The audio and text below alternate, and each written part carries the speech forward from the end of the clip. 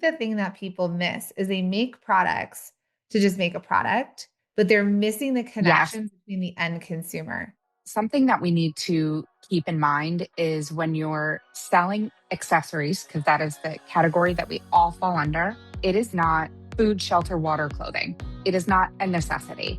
When you're speaking to people that are lucky enough to work really hard and have expendable income and focus on accessories, you need to also look at the other stressors of their life. Who are we helping if we're not speaking to people directly and meeting them where they are? The real focus 100% of the time needs to be the customer.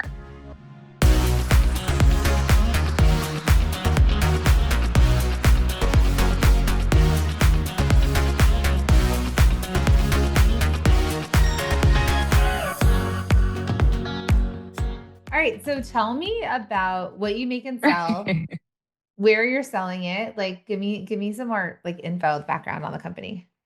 So Gale Studio just passed our 6-month mark, and my daughter just turned 17 months. So it's been a really fun time this last year and a half or so. I started the company because I was specifically looking for something that I could not find. I was a luxury retail executive. My wardrobe, while beautiful, is wholly impractical for new mothership. And also having an aging dog at the time. If there's a lot to clean up, right?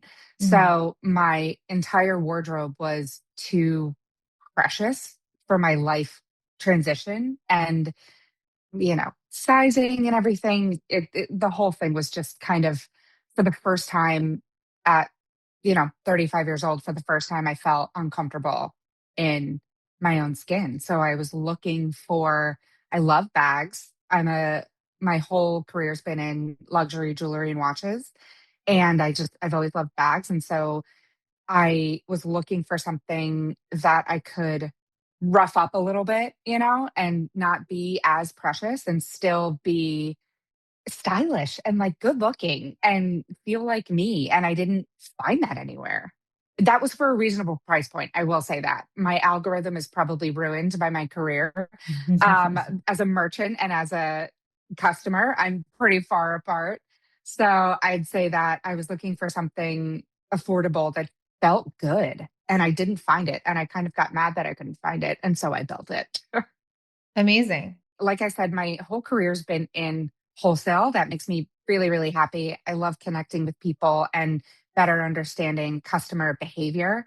I've been, because of my career, kind of tracking customer behavior in the US and then further to North America for the last 10 years or so.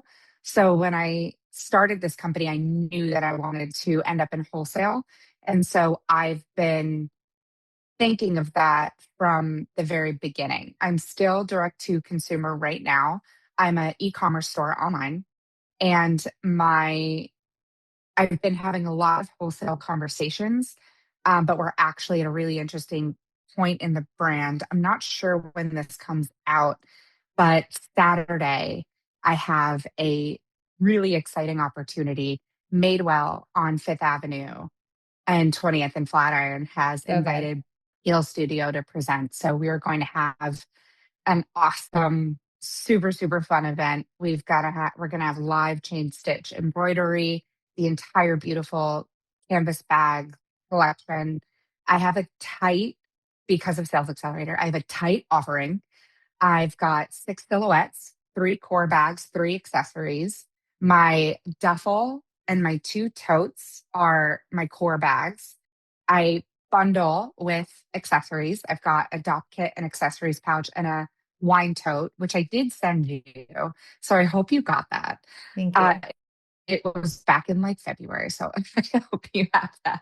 Yeah, of course. But I really wanted to focus on my ideal customer and meet them where they are so that I could support them in multiple areas of their life. So I really focus in on work, weekend, and gifting. So we've kind of got the 3 buckets where we're meeting them. And in the sales that I've had so far, I've kind of discovered two personas, if you will, that identify very strongly with my brand. So that so far has been the much like made to no one's surprise person in transition. Since 2020, I think culturally we have had a lot of transitions. You We're think? talking corporate to stay at home to work from home. I Yeah. know to, To back to the in office. office, Yeah. hybrid, Yeah. 100%. I mean, everybody's head has been on a swivel, as have our locations. There's been the great migration. Everybody's moving everywhere. I mean, I think you yourself went from East Coast to West Coast or back to West Coast, I believe. Yep. So, I mean, it's super relatable. Everybody in these big, big life transitions, while largely positive, we have to admit there's a bit of a loss of identity, a loss of style sometimes. And for someone who that mattered a lot to me, I suddenly didn't like know how to get dressed, which is Hmm. really a stressful kind of experience. And so I think focusing on accessories and what really lights me up and is fun and is easy to share with people, the people going through these transitions are the ones that are really resonating with the bags and the brand. And then my second persona that's really come through from the data is a gifter, somebody that is just, everybody knows one, just an empath in your life, in your friend group, in your family, who goes online, has discovered this brand, they're really excited about it, and they're coming back to buy the exact same thing or multiples. So I'm excited to kind of, no pun intended, like tug at these threads and see where they lead. I want to do more events and get in front of my customers to kind of hear directly from them, what are you looking for? So I can like meet you where you are. Hmm. So good. I'll say that I knew about the event at Madewell because your website is super updated. So it's in your pop-up, it's on the hero. I'm like, yes, I'm like something, trying. yeah, like you land there, you know it, right? And then I think also the fact that it was Thank like you. Madewell X Gale Studios, like legitimizes you all of a sudden in this pop-up. So so good. Totally. So going Yeah. back, like your Hmm. superpower is that you have experience in this space. What was your career? Like what did you actually do in the retail space? Yeah. So I have a dual degree from FIT. I was a bench jeweler for 2 years. I have my degree in jewelry design and also in marketing. So I'm very left brain, right brain. And coming out of FIT, like what feels like now a million years ago, I went into product development and design at Macy's. They're one of the like farm schools for their executive development program. So I went through the program and obviously knew that I wanted to go deeper into accessories. Being a bench jeweler makes you a bit of a materials geek. I care a lot about quality. So I kind of increased the quality of the products that I was working with every job. So after that, I went to David Yurman, who introduced me to Currently wholesale. They wearing? are the masters. Yeah. Oh, yeah. Yeah. Oh, fabulous. I bet you have a story for every single Hmm. one of those bracelets. Hmm. Yeah, they were my own bump gifts. Yep. I can share that after, but they were my own gifts to myself.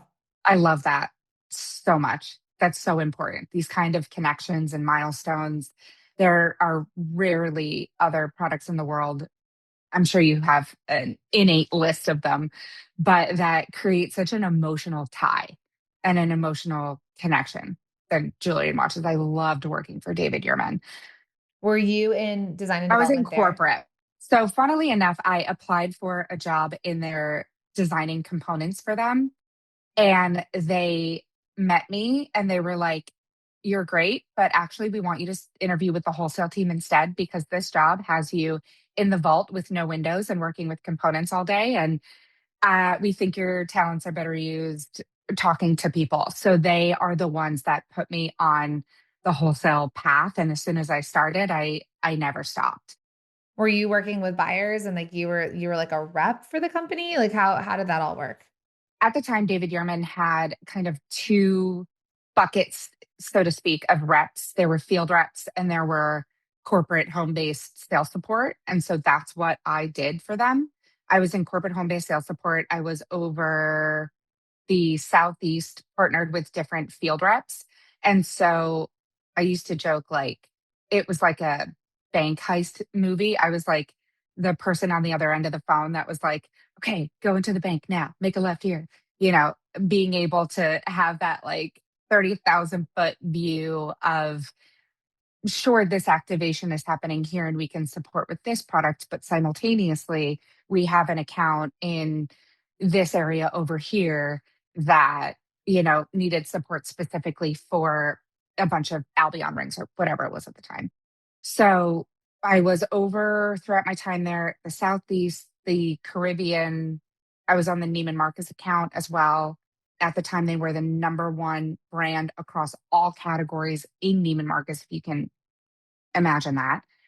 And I was having so much fun and I loved being there so much that I started chatting with a friend of mine. It was one of her neighbors, and we were just like at her pool one day and we start chatting. And she's like, you need to come work for me one day. And I was like, aha, that's so funny. And she was also in the world, and she ended up becoming shortly thereafter the US president for Vernier out of Milan, Italy. And that is next level. I thought David Yurman was the most expensive, nicest jewelry I'd ever seen. And then I was exposed to the next level of that. It's these gold pieces. They're non-branded out of Italy. They're phenomenal craftsmanship. And I have all the love and respect for David Yurman and wholesale.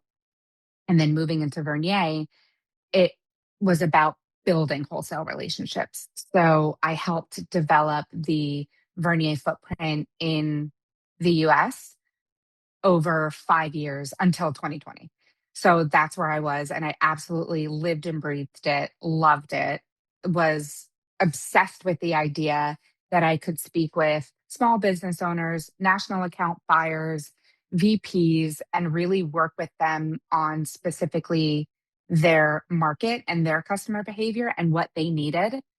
And one day I would be, you know, speaking with them about inventory management. The next day we'd be talking about events. I mean, it wholesale is beautiful because it touches every spoke of the wheel. You're the liaison for the brand for these retailers, and you really get to see how small businesses run. Mhm.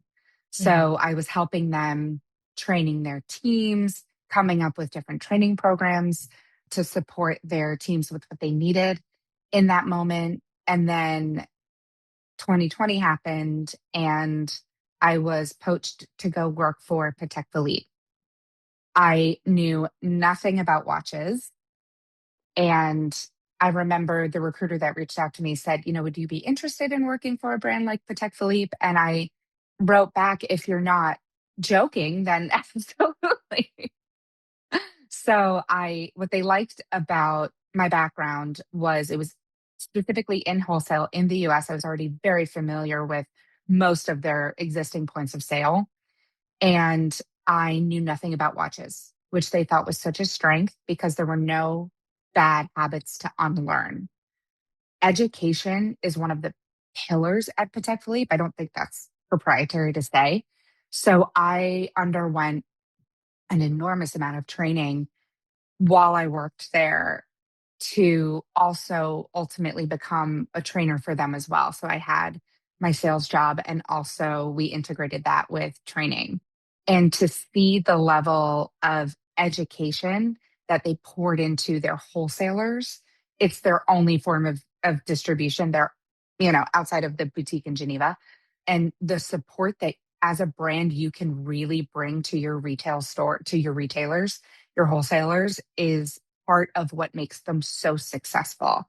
They are supporting their teams with education that frankly helps them across all competing brands as well. I mean, a better educated customer was the best customer for them because it almost allowed you to take what could be a prohibitive price conversation and almost put that aside so that you can get to what are the materials? What's the occasion? What are you really talking about here? What brought you through the door as opposed to here's a watch that's, $40,000 or $70,000, whatever it was. Granted, it's rarefied air to be able keeping that top of mind for sure. Um, and so from there, I had a friend of mine who recently became the president of a Richemont brand, Piaget, and we started talking, and he really liked my background in jewelry and watches, which is so rare. It's something that outside of Cartier, also a Richemont brand, Piaget does. And that mix of having the two was really, really hard to find. So they brought me in as the wholesale manager for North America, being able to kind of merge those two worlds together. Incredible.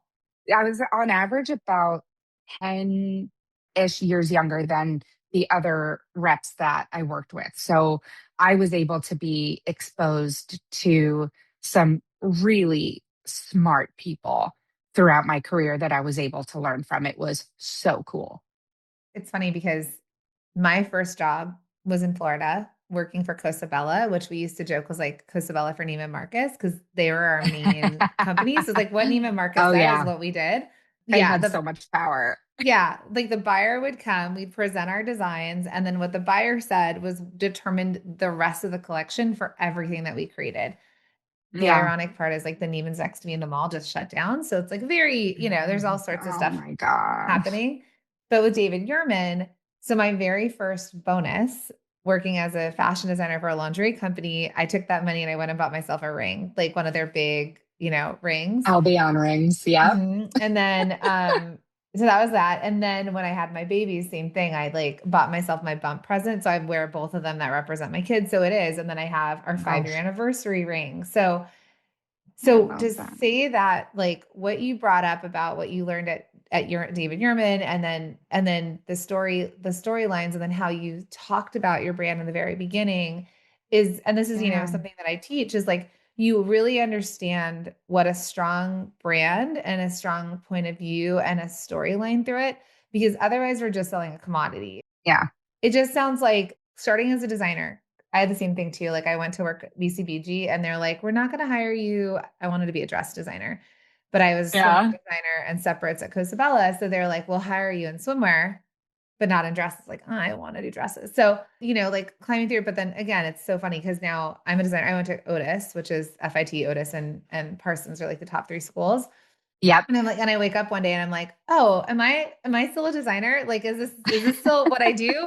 But my creativity comes through in different ways, which is what you've been doing from the knowledge of understanding design, what customers want, trends, and then the storyline through it. It's because the thing that people miss is they make products to just make a product, but they're missing the Yes. connections between the end consumer. So how did you take all of that and apply it to Gale Studios?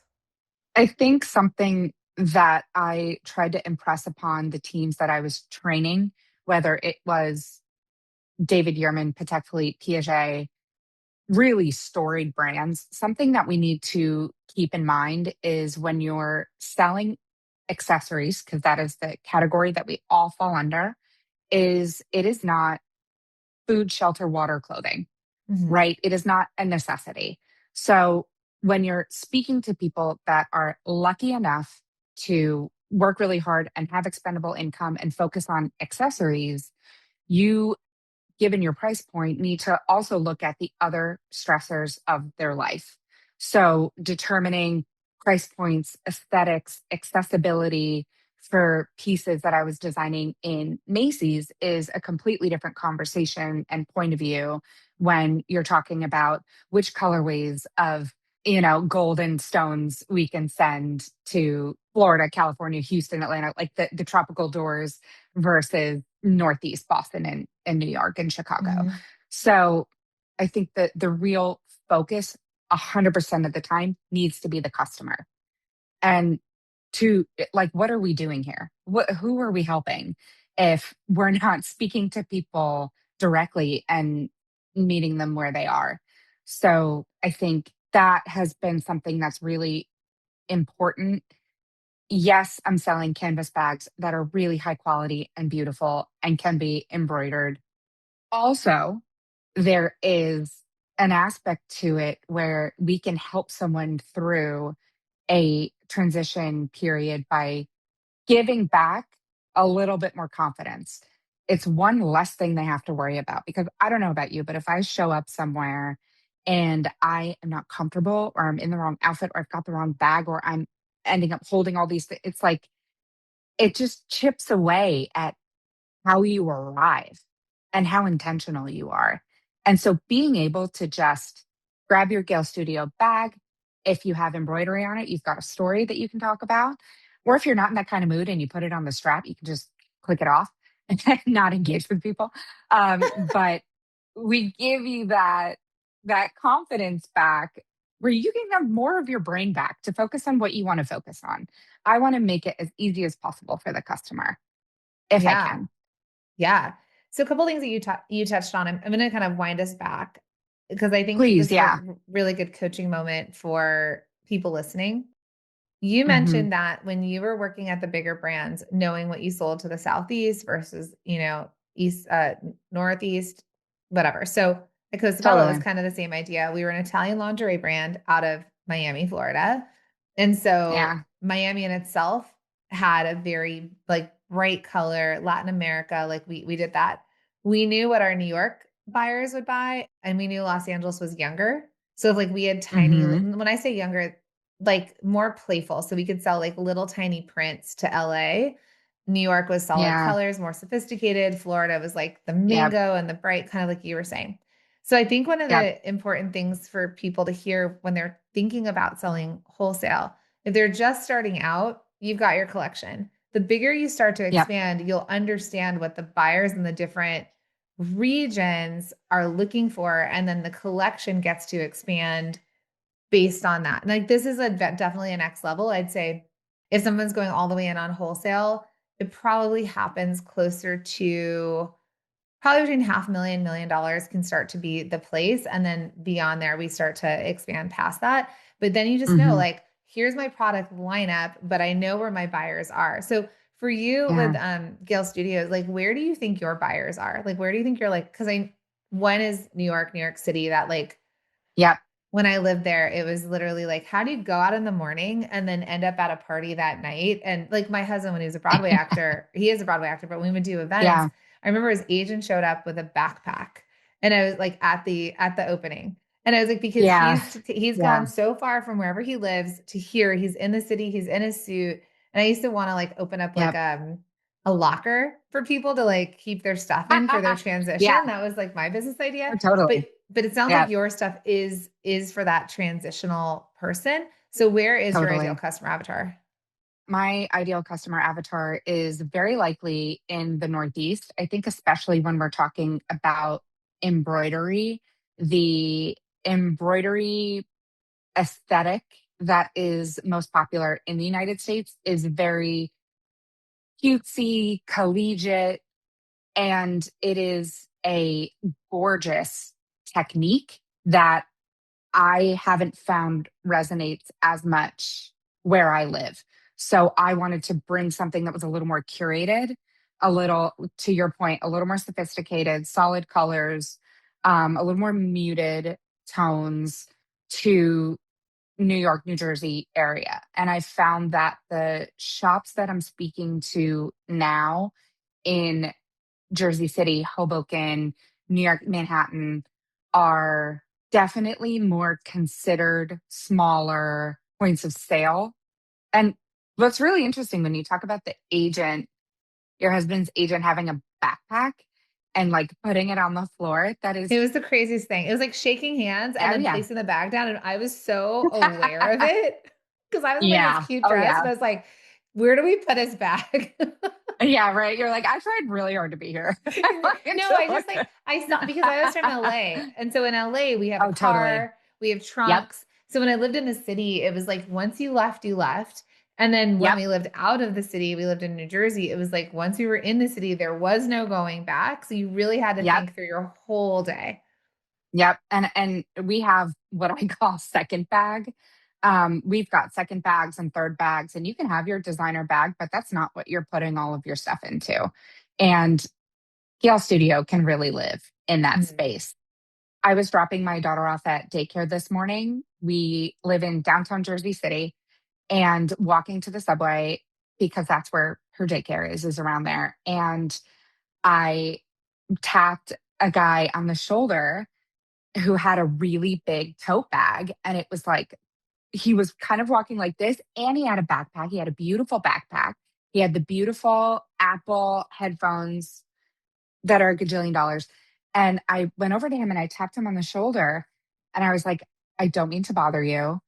My name is Rebecca. I started a bag company and I think I can do better than what you have on your shoulder right now.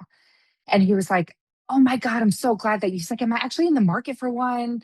I got this at like a company retreat. And I even looked up the brand that this came from. And he's like, what do you guys have? And I was like, I just think proportionally, you should be carrying a duffel right now. I was like, it looks like what you're carrying is really very heavy and it's not holding it very well. I was like, take a look at like this and the way that you're walking and how you're holding yourself. So I took out my business card. I tapped his phone because I have an NFC card, save the trees. So I tapped his card. He was looking through it. And I was like, if you're around, we're going to be at Madewell in Flatiron this weekend. And he was like, yeah, I'm going to check it out. What's your name? And, I got into people's minds like that. So I know I'm surrounded by my ideal customer. Yeah, Um, just start hawking them on the yeah, train. I used to live in Edgewater, exactly. so right above, Oh, yeah, yeah, yeah, yeah. Totally. which was the Absolutely. best because Edgewater's exploding. we lived in the Avalons, which I think were built on top of a cemetery. And so they like kept burning Um, down. So we were like, we got to get the heck out of here. We moved to the oranges. But, anyways, what was cool, I loved oh, it. I was no. like, I know like living in New Jersey has its thing, but I have the best view of Manhattan. It's Yep. psycho with the Oh, yeah. river. And then we would take the ferry into Midtown. It was like, it was awesome. It was just awesome. I love it. I mean, looking out my window right now, you can see the Statue of Liberty. Like, you're not Yeah. getting that in No, it's Manhattan because everything's yeah. blocking. In Manhattan, you're looking at Jersey, but in Jersey, we're looking Yep. at Manhattan.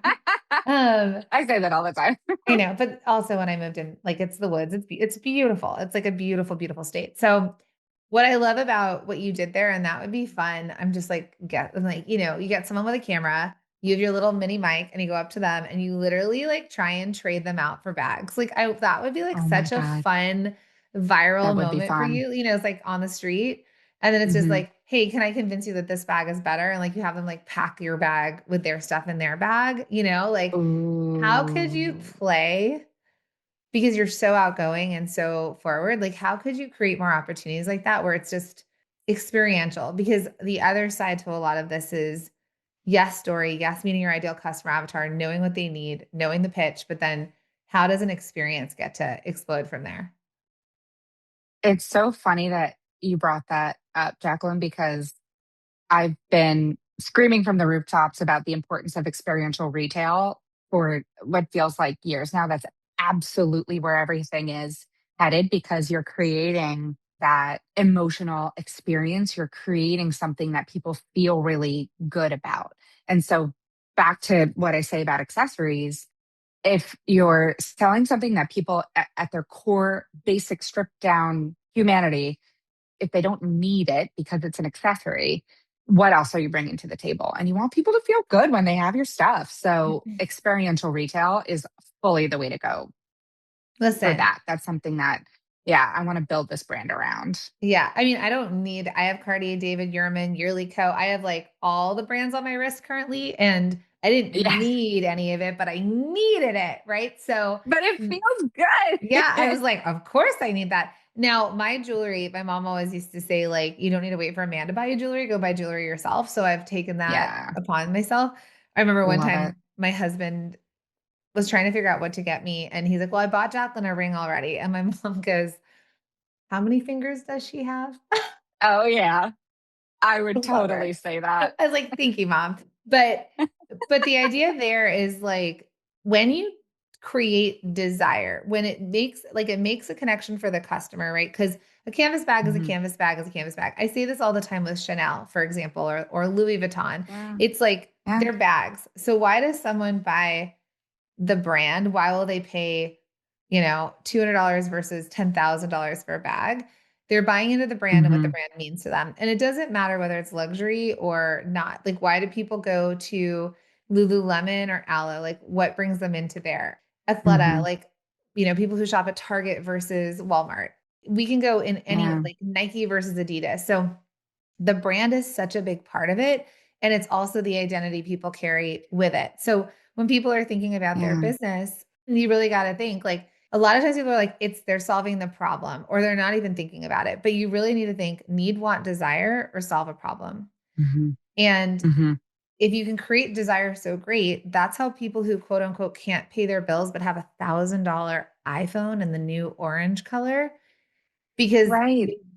they could have kept the same phone, but and people are going to be like, but get it, the battery dies, the whole thing. But I'm just saying that like the upgrade, the newness, like Apple is such a good example. Like we don't really need the next version for a while, but people buy it because of the status, the desire, the Yeah. newness, I mean, people will size you up especially in New York. in seconds. Oh, yeah. New York Oh, was yeah. always LA is the car. Your car tells you something about the person. In New Yes, York is shoes and handbags. completely.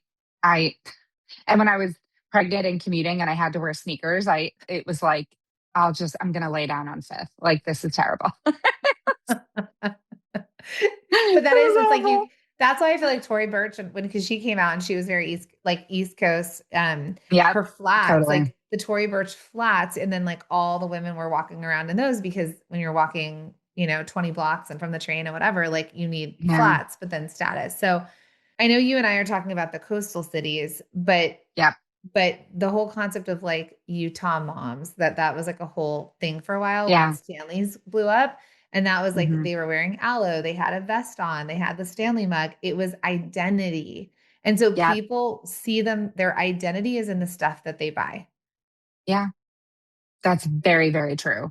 And with this massive cultural identity shift that we're living through, Gale Studio can be a part of that. You can Yeah. take it along with you and it can grow with you, which Yeah. is so cool. Yeah. And I remember when I saw your stuff when you were in a challenge and I think I did some coaching and then we pulled it up and it was like, oh, this stuff looks legit. It looks cool. And when people check out your website, go check it out. It's like lots of photos, lifestyle photos. Hmm. Looks like you're doing a bit of AI, which is fine because massive brands are using it too. Yep. User generated images. So it's presented well. So let me ask you, you said you're selling mainly Hmm. direct to consumer right now. Yes. How are you driving traffic to your website?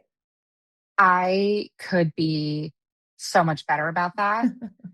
I am in such a growth stage of the business that whatever is pulling my attention, that's what's going to work for the week. I'm working really hard to be automated and optimized, but you need traffic to do that. So like that poor man that I accosted on the way to the subway this morning, who was a really great sport. Like him, I feel like I could tell you where all of my web traffic comes from. It'll come from me. It'll come from an interaction. It'll come from, if I'm speaking at a party and I have, four hits on my website, I can name those four people. So I think it's like week 3 or week 4 in the sales accelerator. I went back and watched those videos about optimizing your product page maybe 20 times, literally, and like taking notes and having it up on my laptop while my Shopify is like up on my iPad or vice versa. Like I'm really needing to convert the traffic that I get, but I'm struggling with driving traffic in the first place, Okay. unless I'm actively working on it. So this Madewell event is such an incredible opportunity that it is pulling a lot of my focus. So while I'm anticipating a lot of sales and I'm getting a lot of things ready with that ultimate goal in mind, I'm using it to drive traffic, but it's not easy because I'm not the greatest on social media consistency, I'll say. I'll blink Okay. and 7 days will have gone by and I'm like, whoa, where did that go? Because you're so great at wholesale, why is that not the place that you're focusing on? truly because I am in a supplier shift right now. That's fully the reason. I am taking each silhouette and tweaking it, redesigning it with different suppliers. And as those come in, that's how I want to start Okay. wholesale.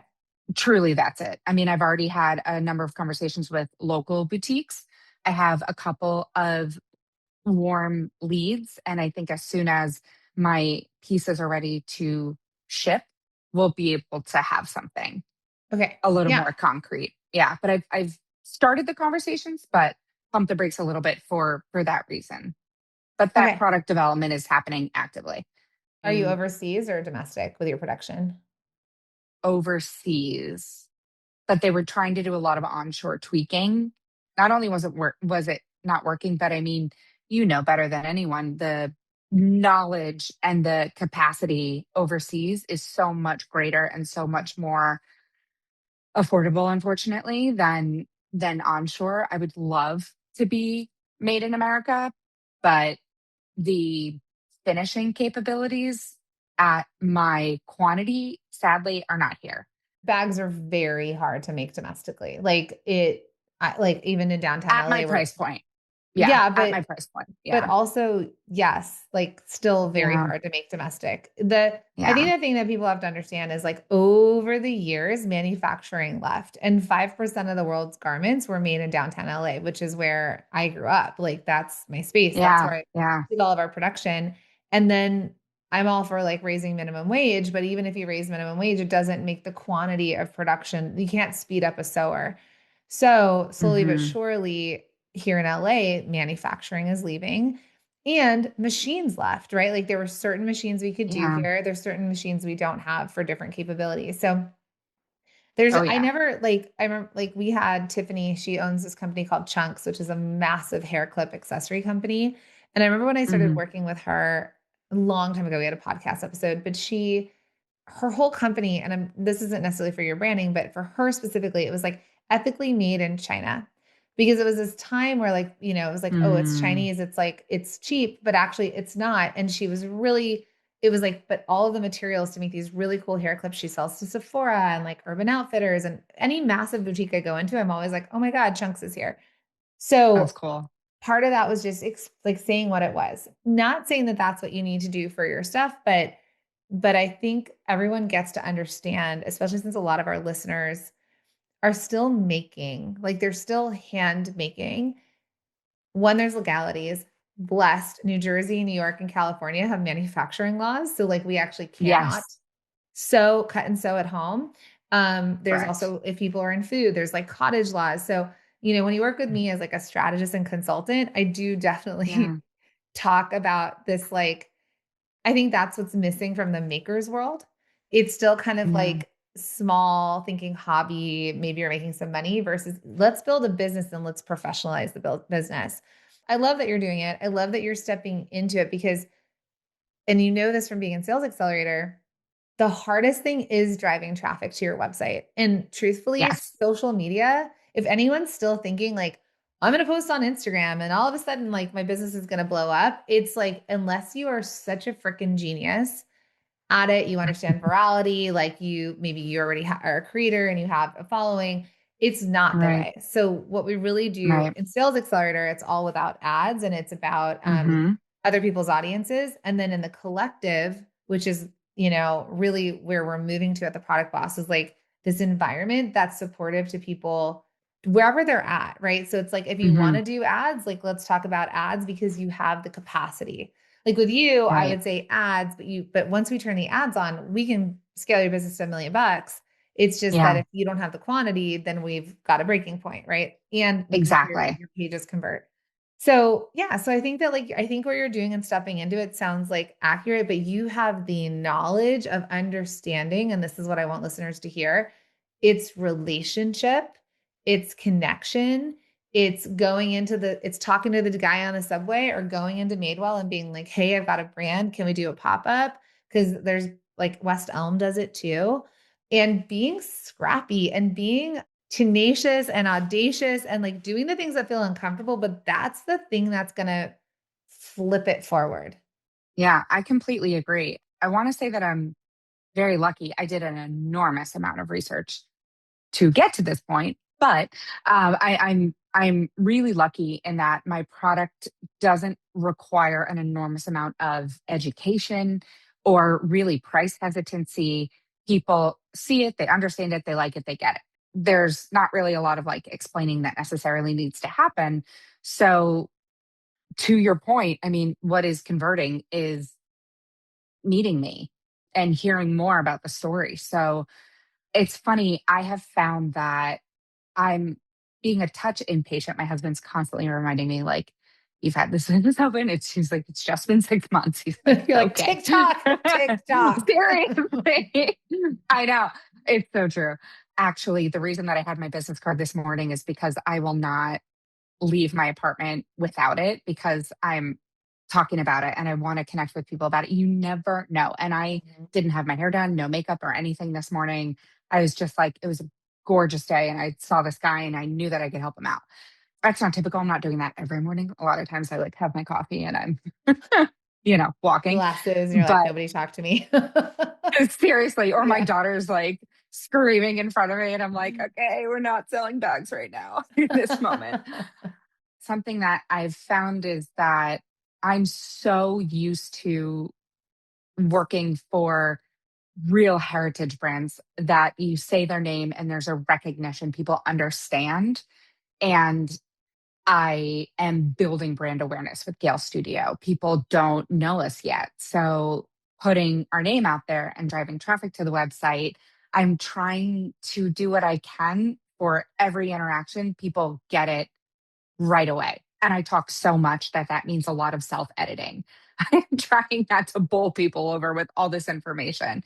It's funny when they say like entrepreneurship can be lonely. I'm thinking about this like 2 week spiral I went down with tags and like where should tags go on the bag and how should I brand this and does this make sense? And I'm sitting there in Canva designing my own tags and I'm like putting together this like Instagram poll to see what people think about the tags. And my husband's like, I love you. And nobody's going to participate in the poll. He's like, nobody cares about these tags. And we've got very opinionated, decisive, aesthetically minded design people around us for sure. But bothering those people with their limited time to ask them about a tag, he's like, you can't have brand fatigue before the brand exists. So figuring out also what matters to my customer has been a huge part of this because I could talk for 8 hours if you want about tags. Who's got that time? So a lot of self editing needs to Listen, happen. this is why I like tell my husband I need to go out shopping or when we travel, I'm like, it's got to be because all I do, you should see my phone. There are more pictures of packaging, hang tags, Oh product yeah. Yep. display, like in my phone Yes. than my children. So it's like, and I tell my clients that too. I'm like, if you're not leaving your house, you're not doing your job. It's research Yep. and development. Like if you guys don't know who your competition is, who is the bigger player. And there's no limit to how many bad companies we get to have. It's just a perspective, right? A small percentage of an Exactly. industry is gigantic to us. Hmm. So it's like if you're not leaving your house doing market research, if you can't tell me like, oh yeah, these brands and ours is a subset of that, it's like you just haven't done the work. So literally Hmm. everybody listen to me right now. Talk to your tax advisors, but I do. shopping gets to be, Yeah. it's a write-off. You know this when we were working for when you work for big brands, we got budgets. We got to go on Yep. shopping trips and buy, obviously it wasn't for us to take home, but like working for big Calm companies. shopping. Yeah, we had like you would buy a jacket for the button. And so, and in fashion school too, like we had to leave to go explore and find trends and see what was working. So Hmm. owning your own companies, there's write-offs for research and development and looking and like telling your I gotta go, like I gotta travel, I gotta go into the shops. I want to go look at Main Street America and the malls. And the malls are busy again. That's like one thing that I know. I'm That makes me so seeing. I happy. know. And so, and the other side of this is like what I don't want you guys like if you guys go to Target, let's just go with Target. Target's already knocked off the companies that you and I probably already know is trending. So like If I Yep. see a legging set there, I'm like, oh, I know exactly the brand they pulled that from. If I see Hmm. lingerie, I'm like, I know the brand they pulled that from. If bows are everywhere, it's because a bigger brand did it, and then it trickles down to the masses. But Hmm. nobody here is in competition with Target. Like, Exactly. like Target's not our competitor. And in fact, one of my like Virginia Sin, which is a client out of New York, I met what's this? It's up in upstate New York. It's this really cool outdoor market. But I remember Target knocked off a few of her pieces and then everybody came for them. They were like, what the heck? It's a small business. So I guess I just want everyone to hear, like, I love this conversation because it's elevating, like you and I have a very similar background, and it's elevating what the space looks like in this world and then how to apply it to a small business, like how to apply it to your entrepreneurial business. I always used to say in the companies that I worked with, wholesale is a different department than retail, direct to consumer, brick and mortar. And sometimes you would get pushback from always like $1 million seller who's running around and saying, I lost this sale to the nearest wholesale account. And I'm like, no, no, no. We are further legitimizing each other. The presence of this brand in the wholesale account lifts our Mhm. cachet, so to speak, and we're literally supporting each other by being so close. This is Yes. a good thing. And then Yeah. that's when you get into exclusivities and things like that. So Of course. you're And not, that's for another day. yeah, But yeah, I right. mean, that's exactly how like Kim Kardashian found my stuff. I was in a top boutique in LA. And when she used to Yep. shop, she found it. When Carrie Underwood's stylist found us in a store, brought it to Hmm. Carrie, put it on her country music awards. Caitlin, who's a good friend of mine who actually designs for Disney, um, she does like the brand that does all the fashion for it's so interesting. It's a company that does Disney, but for the targets around the parks. You guys, like, there's so many levels of like how people create stuff. So Oh my gosh. I remember we told the stylist, we're like, Caitlin was crying when we saw Carrie on the Country Music Awards. And so Oh, the stylist was so sweet. She put Carrie in my headband and cuff on her Good Girl music video because she knew like how much it meant to us. So yeah. relationships are important. And that's literally if I could teach one thing, it would be wholesale, Hmm. because exactly what you said, it elevates the brand, it gives purpose, it gets exposure. They work on the marketing for people to come. And so anyone who's selling Hmm. in person, it's a similar experience. And Hmm. then it's all relationship. It's like how, because buyers, like buyers go to different, well, you were on that side, but buyers go to different stores. Like it's relationship. It's if they Yeah, have they one store, do. how to get more, you know? Yeah, it's so true. And to your point, when you were asked earlier in our conversation about different places where I want Gale Studio to be, my metric for that is in-store experience. How are you treating your customers? My sister lives in Bergen County in New Jersey, and we went shopping at a local boutique. Never have I ever heard of this place. It is so hyper local, and it is a wholesale boutique. It's a higher end boutique. And we went for jeans. And so my sister and I are there for jeans, but we had incredible salespeople who, when I tell you, like stacked jeans outside of the Dressing fitting room. rooms, shorts, threw in a couple of tops because that's what would work. They're making the full outfit. And that is a skill that you can teach, but if you don't already know it, it's tough to build up.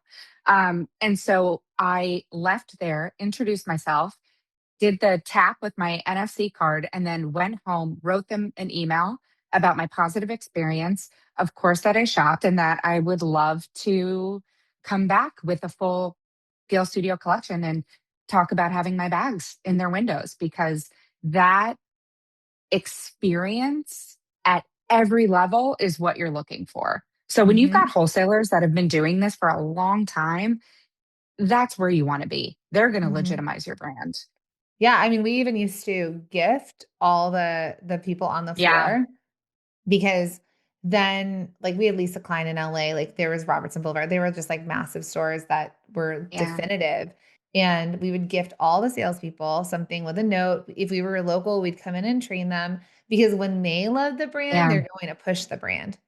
And Yep. so there's all of these ways that we get to really do this. And, this is one thing I'd love to like, in the collective, we've really been working on wholesale, but people think I don't Yeah. like fair. It's not that I don't like fair. It's just that the way that I think fair is a great tool and it's got access to people when you wouldn't have it. But what you and I know from a traditional wholesale perspective, if we can build relationship, if you have control over your inventory, if you can determine where the stores are, like the buying time, there's just so much growth that can happen. And then also in terms of supporting the retailers. So I think fair is Hmm. great as a tool, but then what I teach is like what happens if that goes away?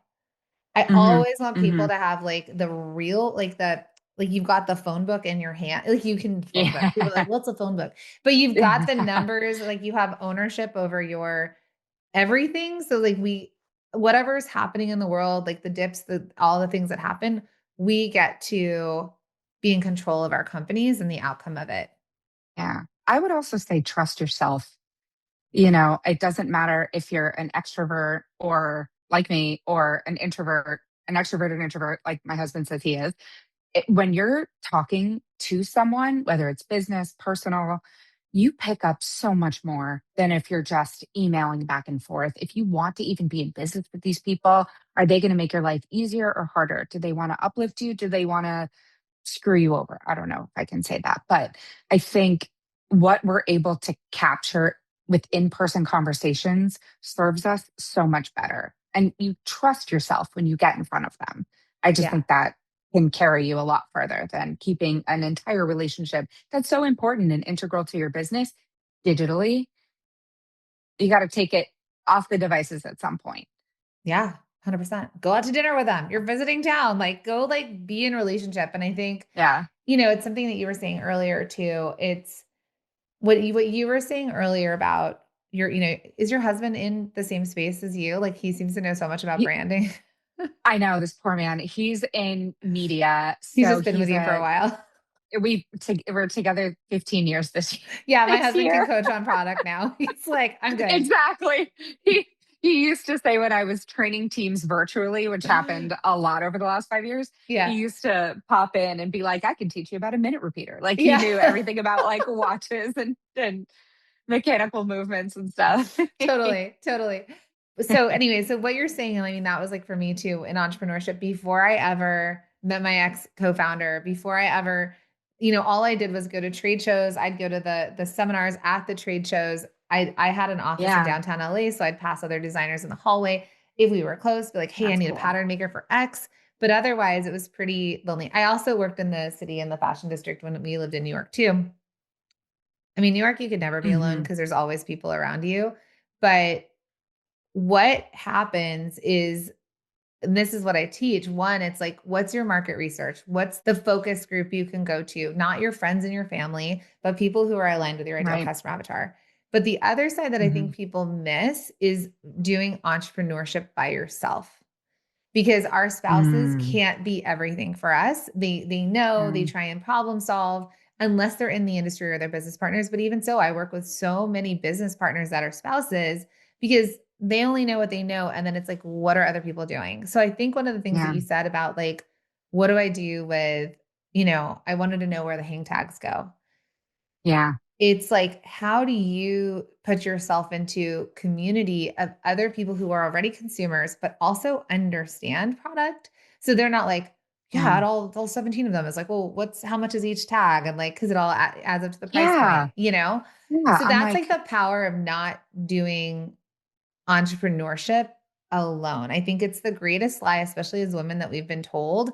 Yes, you can have an 18-month-old, a 6-month-old company, like be a wife, yeah. take care of yourself, and then still think like, okay, wait, but I got it.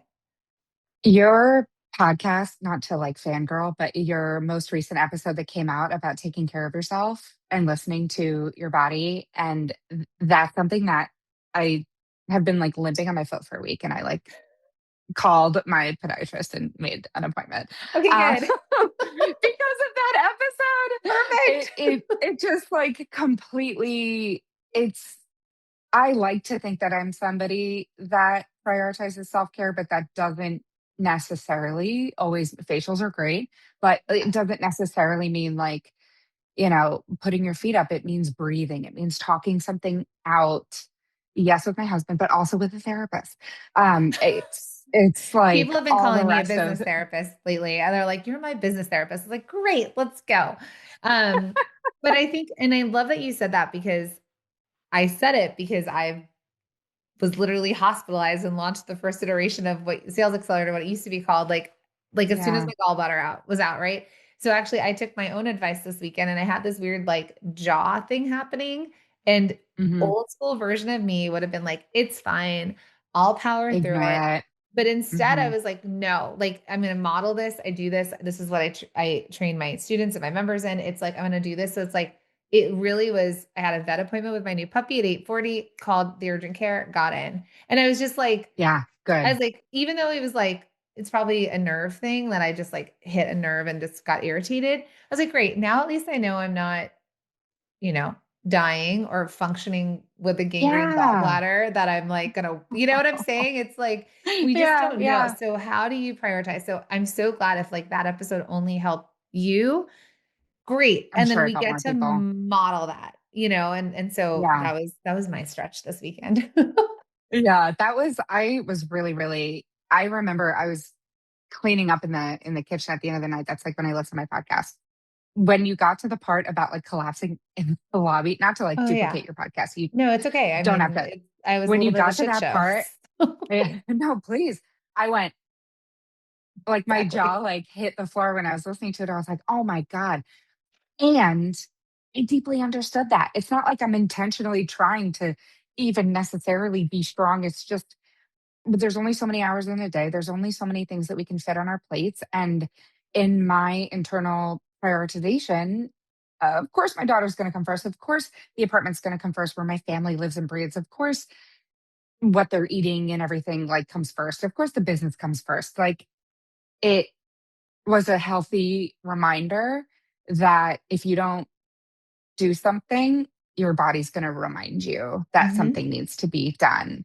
I think, was it you that said you've got two options? You can do something once or you can do it right. I mean, it's the Or same. you I can do might have said something it. twice yeah, something like Yeah. that. Like There's you also the can do like some, measure twice, cut once. Like there's lots of yes, versions of that. right, right, Yeah, right. I think that, and I think that's really important. And that's why I'll say, like, the transition of me fully stepping in from all of the stuff that I've learned in the last year, like how my body kept screaming at me to slow down, like to pay attention, the Yeah.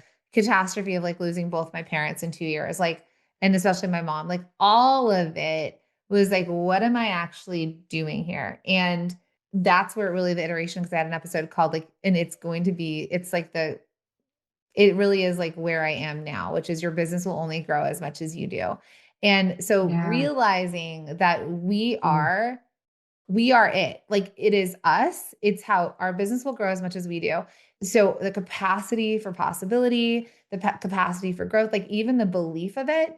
And like if we're not taking care of ourselves, then what's going to happen? Nothing's like our kids, like yeah. everybody needs us. So it's a Yep. hard thing because there's martyrdom and we're some of the first generations where we're holding all of this at the same time Hmm. and we get to learn through it. So I'm glad that my experience of, smashing my face on the ground, I was like, great, Oh it's God. like, but I got to go through it so that I could share it. It's like how I Yeah. interpret all of my life things lately. I mean, Um, hey. yeah.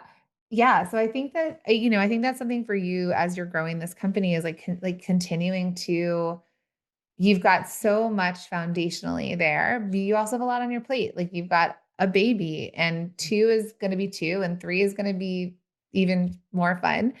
And Mhm. and you got this baby business, and you've got yourself. And Yeah. so really, it's like you get to really ask yourself, like, what is my business asking from me? Like, who do I get to become? Who do I need to be to hold this company in the vision? So how I want to kind of like wrap this is when I run into you a year from now, what are we Yes. celebrating? What have you created? Immediately, the two things that come to mind are maybe because of our conversation, and it could be a recency bias, but I believe inventory and wholesale. So I think what I mean by that is received the samples, fine tuned everything, was able to push forward with designs that were even better than how people resonated with the original designs. And because they were so well received, we were able to confidently launch in wholesale with a number of local retailers that uplift the community that I have regular events at. That's what I want to be. That's what I will be celebrating in a year Amazing. for And sure. then how will that then, like, what will your life look like? Like your family life? Like what is growing the business? What does that give you back or add on to for you a year from now? You know what's funny is the first thing that came to mind was getting my daughter into extended daycare.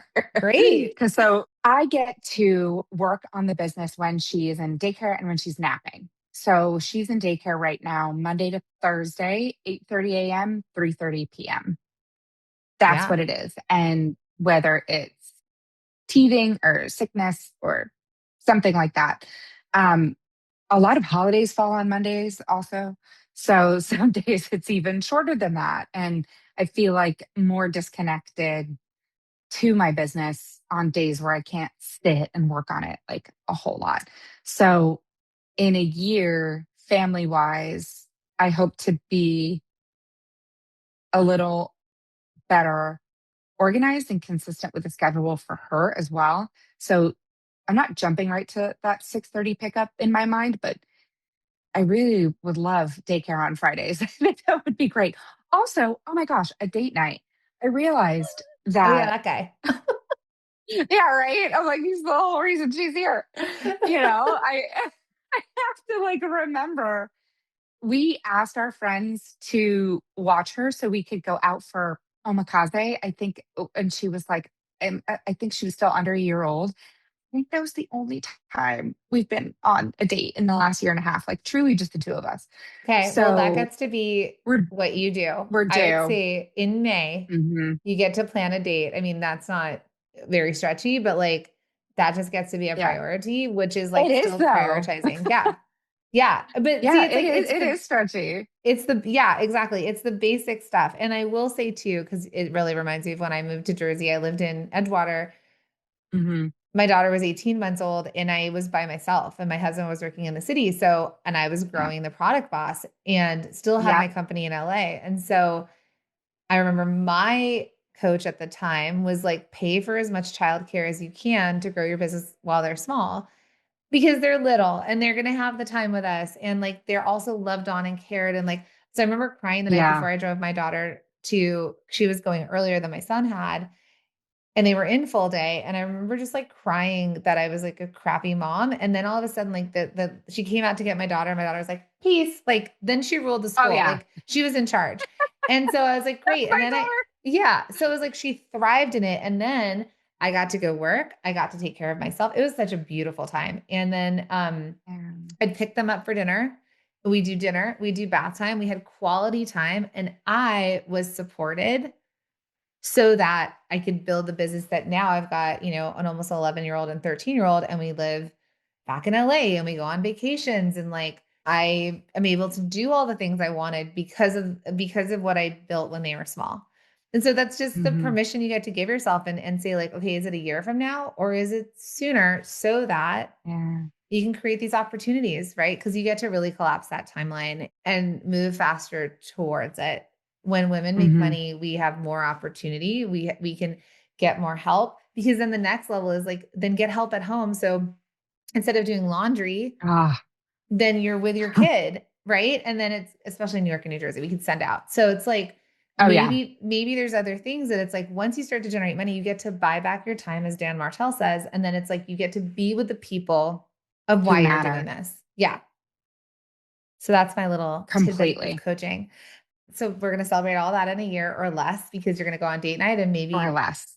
and then maybe your daughter's taken care of so that you can speed up the inventory, the product development, production so that you can speed up your wholesale. But Yeah. tell everybody how they can buy from you, follow you, how we get to Oh really yes. support you. Thank you. Thank you. So the website, we are an e-commerce store. It is www.shopgalestudio.com. Gale is Gale. The Hunger Games, Katniss, Gale, Gale, that Gale, Gale Force, Gale Force wins. And my Instagram account, which is the only social media that I can handle at the moment, is at Shop Gale Studio. And if you, I'm not sure when this podcast is going to be out, It but won't be if before you your are, pop-up, but they can go into the oh, pop-up okay, and say, okay. can she come back? Or you go into all the Madewells and be like, hey, I heard that this is happening on Fifth Avenue. Or Yeah, is Gale Studio coming here? Go see it, I love everybody. it. Okay. Yes, yes. Harass your local Madewell so that we can come party. That would be super, super fun. We have live on site embroidery. We have a beverage sponsor for this one. It's non alcoholic premium French champagne and rose. It's just going to be superb and so much fun. And I can't wait to meet you guys at an event very soon. Amazing. Yeah, yeah, Thank you for being so generous with sharing your experience and like even this like yeah. higher level. I love the ascension amongst the luxury brands.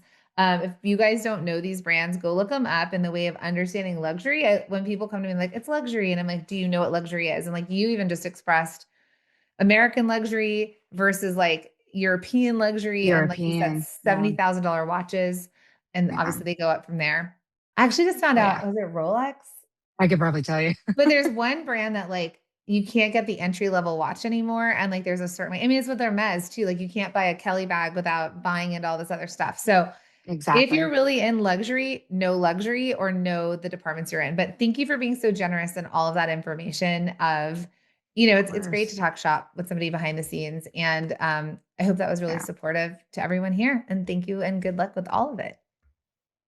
Thank you, thank you, thank you. Thank you for your time, for your generosity, and everything that you do. I'm such a fan and excited to tell you what I'm up to in a Yes. year and sooner and sooner. And sooner. Amazing. Thank you. Thank Okay. you, thank you, thank you.